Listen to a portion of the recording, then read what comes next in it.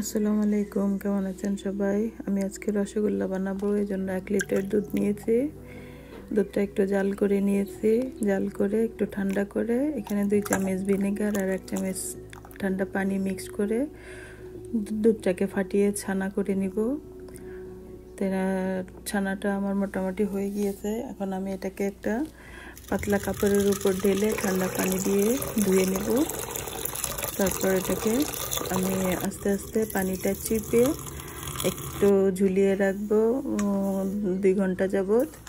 আর এই ফাঁকে আমি শিরাটা করে নিব। এখানে আমি 2 কাপ চিনি নিয়েছি আর 2 কাপ পানি নিয়েছি।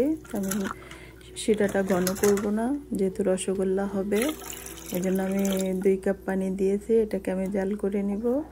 আর এখানে আমি 2টা এলাচ দানা দিয়েছি। মোটামুটি আমার এটা বেশিক্ষণ আমি ঝুলিয়ে রাখিনি। আমি একটা তাওয়াল দিয়ে এটাকে পেঁচিয়ে একটা ভারী কিছু দিয়ে এটাকে পানিটা জাস্ট ঝরিয়ে নিয়েছি। তারপরে যদি আপনাদের মনে হয় যে পানি রয়ে গিয়েছে, তাহলে কিচেন টিস্যু দিয়ে একটু চেপে চেপে নিলে পানিটা শুকিয়ে যাবে। তো আমি এখানে কিচেন টিস্যু দিয়ে পানিটা শুকিয়ে ছানাটাকে হালকা হাতে একটু মথে নিচ্ছি। তো মাথা হয়ে গেলে আমি এখানে 1 টেবিল চামচ চিনি দিব আর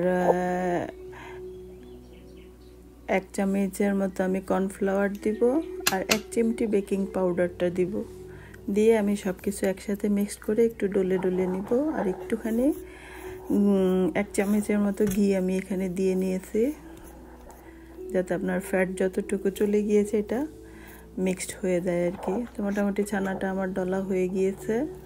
তখন আমি ছোট ছোট করে রসগোল্লার সাইজ করে এটাকে বানিয়ে নিব। তো এখানে আমি রসগোল্লাগুলো বানিয়ে একটা আমি পাতিলে দিয়ে দেখব যে গলে যায় কিনা। তো 2 মিনিট মতো দেখে আমি সবগুলো রসগোল্লা পানিতে দিয়ে দিব। এখানে আমি একটা দিয়ে দেখেছি যে মোটামুটি গলে যায় না, এই জন্য আমি সবগুলো একসাথে ঢেলে দিচ্ছি। তো এখানে আমি এটাকে সবগুলো রসগোল্লা একসাথে দিয়ে ঢেকে দিব। মোটামুটি 10 মিনিট পর পর একটু শিরাটা ঘন হয়ে গেলে আমি একটু ফুটন্ত গরম পানি ঢেলে দিব।